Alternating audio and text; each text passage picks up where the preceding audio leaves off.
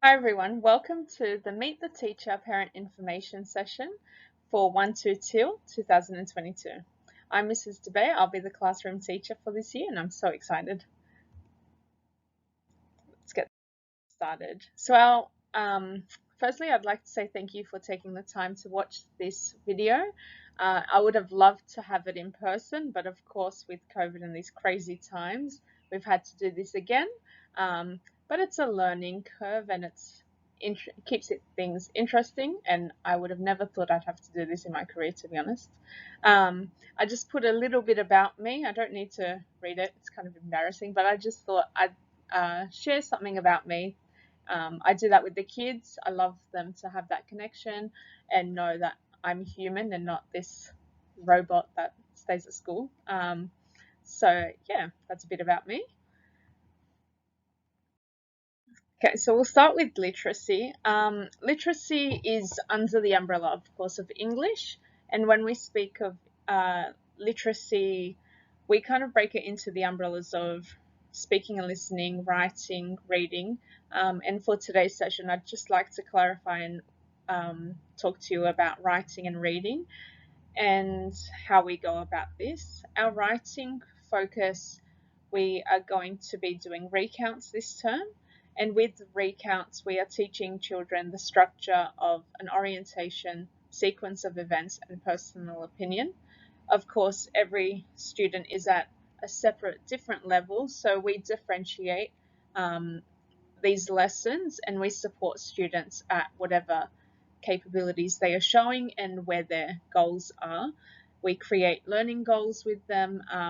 We focus on structure, of course, as I've mentioned. We also focus on the punctuation, grammar, and these also come in with our sentence a day lessons. Just wanted to give you some little background on what orientation, sequence of events, and personal opinion are, in case you want to do some, even verbal recounts. So recount, oh, didn't even mention. So a recount is just retelling an event that has happened using the structure of orientation. So the first few sentences, we give them the who, what, when, where, and why. And students basically understand that a sentence, instead of starting it with on the weekend I went to the park, it might be on Saturday, so teaching them how to use those adverbial phrases. So on Saturday, my family and I, so giving more detail, the who went to, I don't know, Blaxland Park with our friends to celebrate a birthday. And it's a bit more detailed and it's a great sentence. And that might be broken into two depending on how much detail they've got.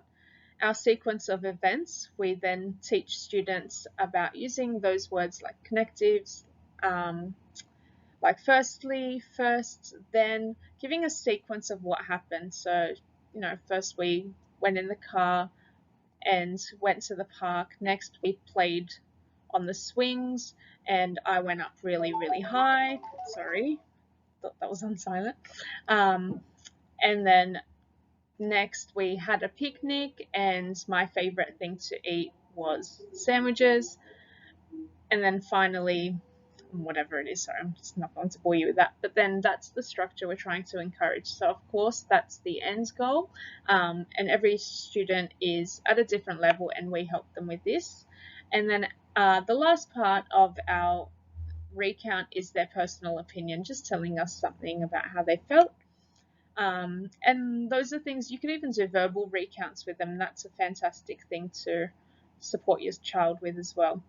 Reading. Um, Reading, we break it down into modelled reading, where the teacher does a lot of explicit teaching. We show them what our expectations are. We do a lot of think alouds. And with these think alouds, we are basically saying what we want them to do, but showing them how to do it. And these come with strategies as well as how we would answer comprehension questions. After modelled reading, we've also got some guided reading, and guided reading takes place when we do reading groups, where students are in levelled groups, and we will support them with their reading strategies, whatever their needs are. I've listed some of the strategies up there if you'd like to Google them. If you Google, reading strategies, a few things will come up, and there are even little posters that you might want to refer to when you're doing reading with them. And then we also focus on their comprehension, which is the understanding. So literal, really simple, straightforward. This happened in the book, that means this, and we can answer it like that. And then we're also moving into other strategies like inferring, so using our known knowledge. We also focus on the Super 6, and Super 6 is a fantastic comprehension tool, and it really delves deeply into different skills and to help understanding. We do summarizing, predicting, questioning, making connections, and you'll notice the kids recently have been doing making connections, so we'll do the little symbols like making connections, like linking, we might have, and visualizing and monitoring. And I think that's about it for reading. And I just wanted to say, so another thing that you could do at home with the kids is a lot of modeled reading. So where you read to the student, this builds a great connection with literacy and good literature, and it helps the students build their love for reading, and it's a good way to model those skills. Our topic talks will be starting in term 2 and continuing on for term 3 and 4. What we'll be doing with the students in term 1 is getting them comfortable and feeling like they belong in the classroom. It's very important that we work on getting students to feel like we have trust. So knowing that when you are speaking, that the peers are going to be listening, respecting you and what you're doing. And we'll be doing some speaking and listening skills in the classroom to develop this. We'll be learning how to stand in front of a group, how to share something with a group, as well as learning how to listen. So not that you're just hearing what they're saying, but you're actually thinking about what the person is sharing and maybe even creating a question. And these skills are very important. It's going to develop into great speaking and listening skills that will follow through into lessons as well. And hopefully will develop their skills and confidence. So when we do start topic talks in term 2, students are really comfortable, they're familiar, and it's not devastating for them. We really truly want them to feel comfortable, because it's a skill that they'll need all the way to high school and then through work, and it's something that we want to be a positive experience for them. So that is speaking, listening, and topic talks. And of course, we'll communicate any changes, and notes will go out in term 2. And if you have any questions, of course, please let me know. And that's it. So now we've got maths. With maths, just like English and every other KLA, it's heavily differentiated. And what we mean by differentiated again is just basing it on student assessments, observations, and their work samples. And we use this to guide our learning goals and learning intentions, and how we focus the lesson or structure the lesson. It's all based on what students need. And it's not an umbrella lesson, so we don't just do one focus and everyone just does the one thing. It's quite grouped, and when we put them into the groups, we base it on, of course, the observations, work samples and whatnot. When I say fluid, so here it says fluid leveled mixed ability groups, that just means that their levels or their groups might change, and this is all dependent on what we see from the students. And it's, some students have a really good strength and understanding of addition and subtraction, and their group might be different that week. Their activity focus, whatever it is, might be it's all based on what we see from them and their next steps. Our structure of maths, we start off with a warm-up. Our warm-up generally is consolidate or revisiting an area of study that we've previously done or we're going to do. So say, for example, if in week 4 we've got 2D shapes, in week 3 we'll put 2D shapes as our warm-up, and this helps students and revise our language. So we might put in edges, corners as part of the warm-up, and basically covering a few little things that they might need for the following week's lessons. Our problem of the day, we use word problems that are quite simple, and with these we use the cube strategy. And Cube's problem solving strategy gives them really clear set steps, and these steps help them break down a question, because it can be a great strategy that we need to practice until we get to, like, say, year 3 when we do NAPLAN. It's fantastic to get that strategy put in place. So with cubes, what we do is the C represents circle the numbers, U underline the question, and then B would be box the keywords. So, and of course these are all heavily modeled, and we've got the E, so we eliminate extra information that we don't need, and then S would be solve and check your answer. And these steps really help students understand that a maths question that has a whole heap of words about someone who's got watermelons and they went to the shops and bought 5 more, and all that extra information is gone, and basically they realize that it's actually just an addition or subtraction or multiplication, whatever it is.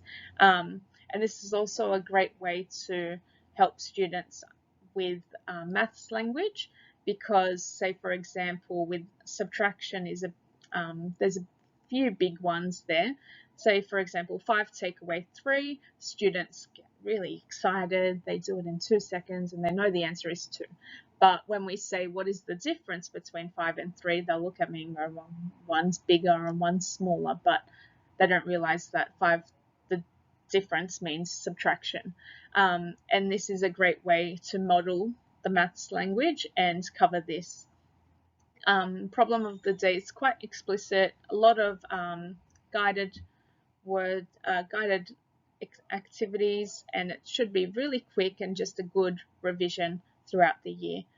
And then we've got our maths, the explicit, which means that the teacher will do a lot of modeled lessons. So we revise the language, we'll teach them skills and strategies for that week, or that even just that lesson, and then we'll go into guided activities, partner activities, and then independent to consolidate their understanding. We also say, as teachers, we also question students, and those questions, those big questions we give them, are also differentiated, and we change that up depending on student needs. And because it's a composite class, we've got year 1 and year 2. What we generally do is we don't do, okay, so you're in year 1, you're not, if you really know your year 1 focus question, or if the learning intention is too easy or they really are great at this, we won't stop them from moving on to another strategy or another focus area, learning goal, or developing those skills. We do differentiate, and that is, if they really get it, we differentiate and give them the next step, or if they are struggling with this and they need to revisit what they needed to know before that learning intention or learning goal, then we will differentiate accordingly. So it's a lot of work on our end, but it's maths is never just, okay, this is the one work activity that we're doing, everyone's doing it. It's heavily differentiated according to needs. So I apologize for all that talk. I've realized I just spoke so much. So now we're moving on to history. So history we do weekly, and we are exploring the topic of past and present family life.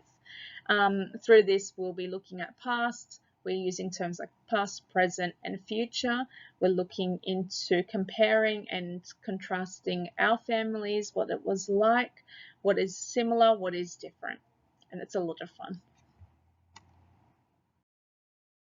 In science and technology, these lessons will be taught by Mr. Quach, and the term For science, the term 1 unit is external features of living things. And I know in technology, they've been using B-bots and doing algorithms, simple algorithms and formulas, and they've been loving it. So it's fantastic. In PDHP, students are exploring the looking after yourself unit, and here we're all about the holistic looking after yourself, not just keeping yourself safe physically, but just well-being, emotional well-being as well. And then we've got our physical education, which is our fitness and sport on Wednesday and Fridays, as well as our brain breaks. And again, all these lessons and all these key learning areas, students are all differentiated based on their needs, even when it comes down to sport. So with kicking a ball, certain students are at a different step. Some can stop the ball and then kick it. Some just need help with the motion of kicking and the strength. So, yeah. Okay, so fitness is on Wednesday and sport is on Friday. And then, of course, we make sure our sport uniform is on these days. But you know, if anything happens and you forget, of course, students don't miss out on these because of uniform. Our library this term will be on Fridays, and please, if you could bring a labelled library bag to borrow, that would be fantastic. Even if you just have a Coles bag in the car, that's fine. Labelled would be great, of course, in the morning if it's a quick rush. Just ask them to let me know and I can put their name on it with a Sharpie, that's fine. And students are to return their books every Friday. But if they return early, they could just bring it into their tote tray. That's completely fine. And we'll have that ready for them. Our hats. And so our policy obviously is to keep kids sun smart, and we have a no hat play under the collar policy. So it's not a no hat, no play. The kids are allowed to go under the collar and play under the shelter, and that's the same for the oval. We've got that amazing shelter there as well, so it's fantastic. We do find like 20 hats on the floor at the ends of lunch and recess, so if they can have them labelled clearly, it helps us to get them back to the students. And lost property is located in the school office if needed. Oh, and students, so our class, I've got their hats in their tote tray, so feel free if you want them to just leave it at school. We've got designated named spots for them, and they can leave it in there or in their school bag, which is also fine. Our home learning, we have Mathletics starting, and Mathletics will be assigned for your child to complete, and this will happen weekly. We don't do too many activities, just generally it will be linked with what we've done at school, and Mathletics is just fun. I love Mathletics, so fantastic to see. I've already got, I could see a few kids already starting, which was cheeky, but yeah, it's awesome. Our home reading, we've got home readers going out and they're reading logbooks that you'll receive, and the reading logbook, after 25 reads, the students get a blue wren to encourage that fun little turnaround. And it is an amazing way, again, to revisit skills and even just modeling. So if they're reading one page or one sentence or even a word and working with you to read those stories, that would be fantastic. Okay, so now we'll move on to scripture, birthdays, and assembly. Our scripture classes take place on Friday afternoon, so you would have received, for new students, the notes that's gone home, and students will go into their selected scripture groups, and if a scripture teacher is absent that week, they might go to non-scripture. We've got birthdays, and love birthdays, but if we could have cupcakes that have been made from the shops, that would be fantastic, just due to COVID regulations. And our assemblies will be every even week on Fridays, and our photos of our award winners are placed onto the school Facebook page, but of course only the students with permission to publish. Okay, absences. If your child is going to be absent for a certain day, or if it's a planned holiday or planned appointment, even if they're sick on that morning. Our school app is a great way to notify us if they are absent, or of course in writing with the date and signature and a reason as to why they're absent would be fantastic. If that could be done on the day or the day after, that's perfect. Otherwise it will be followed up, and we do have to put in our daily numbers. And our late arrivals and early leavers, if you are to arrive late or leave early, please come to the office to sign your child in or out, and I'll receive the little note from them. And if there are any planned holidays for an extended period of time, if you could just let the office know, and they'll follow that up with you and get some more information. Okay, morning and afternoon dismissals. So as you know, our school class starts at 9 a.m. and teachers will be out on duty, or one teacher will be out on duty at 8:30. So if you do need to have supervision for your child before that, we have before school care called Squiggler, and the information for that is found in the office if needed. And Cater 2s will be asked to sit on the silver seats until 9 o'clock from 8:30. This is due to COVID regulations. And our afternoon dismissal, as you know, starts at 2:45 to 2:55, and this is from the school gates. If you could please notify the school office, like a quick phone call telling us if you are running late or if there are any changes to who's picking up your child. We don't actually legally, we can't just hand them over to someone else. We need to have permission from you to do so. And again, if you need, Squiggler is available, so after school care, and the information for that again can be found in the office. Our canteen currently is non-operational, but when it is open, we've got some really great choices for kids to have recess or lunch or even a snack. Some delicious ice blocks and ice creams as well for a treat. But of course, we'll let you know if there are any changes to this. And when it is available, we encourage online payments through the QKR app. And it's quite clear. You just search Rydalmere Public School and go from there. And if, of course, if you have any questions, please let me know. The link is our fortnightly communication newsletter that goes out to parents in the community. Through the link, you'll find messages from the principal, important events and upcoming special dates that you might need to put into your calendar, as well as a celebration of students.